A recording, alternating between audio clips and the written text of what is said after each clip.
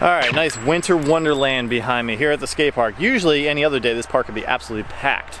Obviously it's not because there's a lot of snow on the ground. And usually the reason why nobody will be here right now is because nobody would have the traction to be able to ride their bike. And now there are some channels that have done something similar to what I'm about to show you right now. There's some channels that have actually screwed screws into tires to kind of make it to where they could be able to ride a skate park or just be able to ride anything in general. Now there is a product for this. This is called Retire. So the tires that are on this mountain bike dirt jumper right now, we did do a video on earlier in the summer because I had these like tire skins for so long, haven't had any snow, and I really wanted to be able to use them. So today we're bringing them back out. They have metal studs in them and they zipper on to the existing tire that's on the wheel right now. So let me show you guys the existing tire, show you guys how it works, and man, maybe we'll get some clips and hopefully you won't die. I did bring a shovel out just in case. All right, so the cool thing about this tire, you have a regular surface on here. This would be like any skate park or gravel or any type of like urban riding through a city. And then you have this little zipper going all the way around the wheel on both sides, which allows you to be able to attach a skin, whether it be something for dirt riding or any type of mountain climbing or anything like that. Or in today's case, got all this snow here.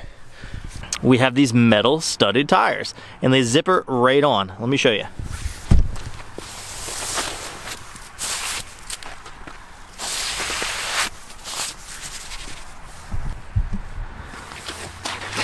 Gotta have somewhere for the tripod to go.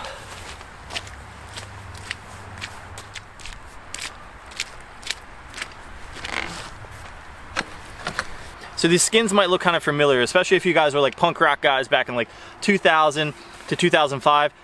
This almost looks like one of those like rubber studded belts you would have that you would wear. So the whole point is you want to be able to find this section of the zipper, just like zippering up a coat or anything like that. You start on one side, get it initiated, and then work it on the other side. I'm not too sure if the wetness on this tire is actually going to play a factor with how it grips and works as a skin. I don't know. I'm sure they probably would have thought of this when they were doing the engineering, because I'm assuming the majority of the people that think that they would need this skin would put it on after the fact, not like before they go out. Maybe they would if they were smart enough. I'm not smart enough. Having trouble doing with this one hand in filming because it is a two-handed process, but how cool is that? Zipper the tire on. I'm going to evenly do it on both sides.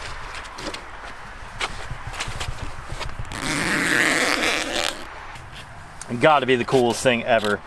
They need to start doing this for like e-bikes. Retire, if you're watching this right now, e-bikes are like the biggest thing happening right now, especially the fat tire e-bikes. So you guys should definitely make some skins like this.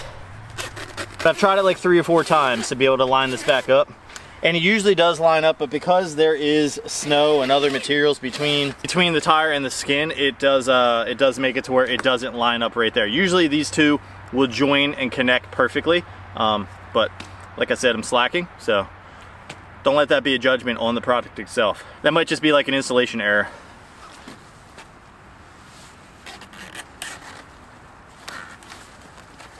Try to get more snow off of this one so we're not having the same issue. It shouldn't play a factor. It shouldn't even mess with the actual rideability of this product. It didn't before, and I know that you know, we just rushed into it the first time when we were riding at the skate park in the middle of the summer.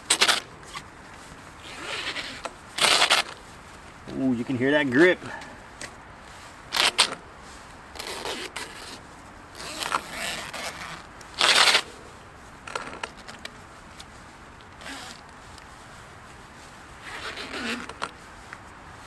Perfect.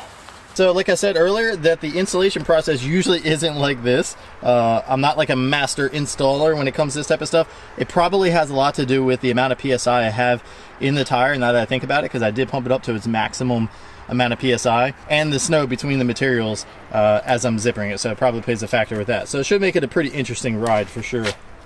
But yeah, I'm going to set you guys up over here, and then the first little thing I'm going to get is a drop in down the bank, and I'm going to try to manual this whole snowy section from end to end. Not too sure how that's going to go. This ought to be deadly, hopefully not. Woo!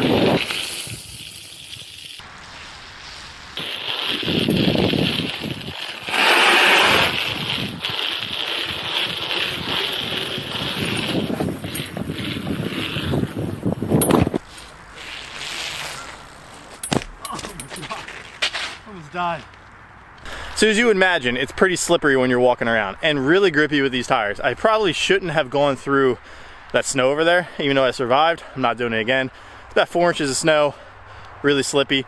But there is a decent amount of snow on that ledge right there. And I don't have any pegs on this, but we got some pedals.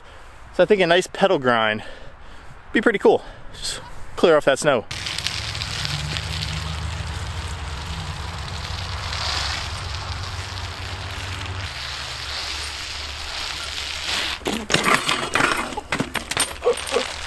I should have bunny hopped before.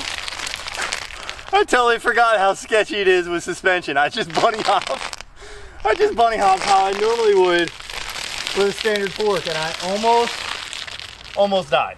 100%. Almost like, oh my gosh, that was scary as hell.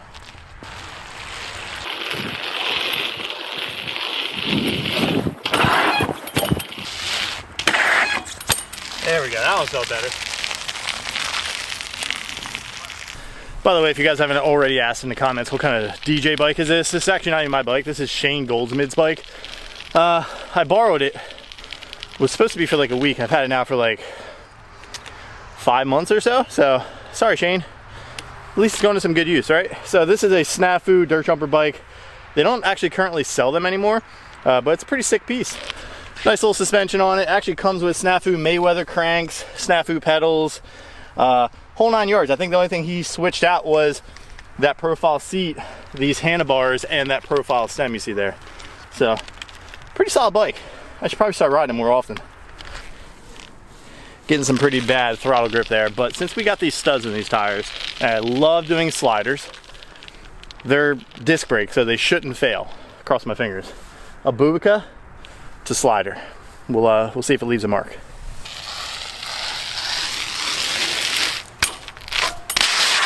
Oh my god!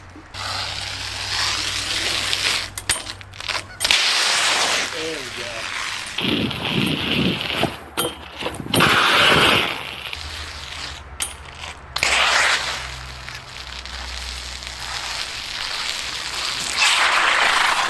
So these retire skins are absolutely awesome. Aside from my actual installation error, I think they ran pretty well. This bike needs a little bit of maintenance, that is for sure. This thing is pretty haggard right now. So if you guys want any information on the Retire brand, the link in the description will take you there. If you guys have any suggestions for future videos, e-bike videos, I'm actually gonna film an e-bike video right after this one, but I'm gonna go home and edit this and put it out today. That way you guys have something to watch. Yeah, put all your suggestions in the comments below. I'm really stoked you guys are liking the mid-school BMX content. I have a handful of videos in the works for that, but if you guys are interested in any of that mid-school BMX content, there is a playlist on my channel, as well as a bunch of other playlists. So with that being said, if you guys are new around here, consider subscribing. I'm trying to hit that 100,000 subscriber milestone this year. 30,000, we're at 30,000 right now. I'm pretty sure we can make this happen by the end of this year. So if you guys like this video, drop a like. If you love it, hit the subscribe button, and I'll catch you in the next one.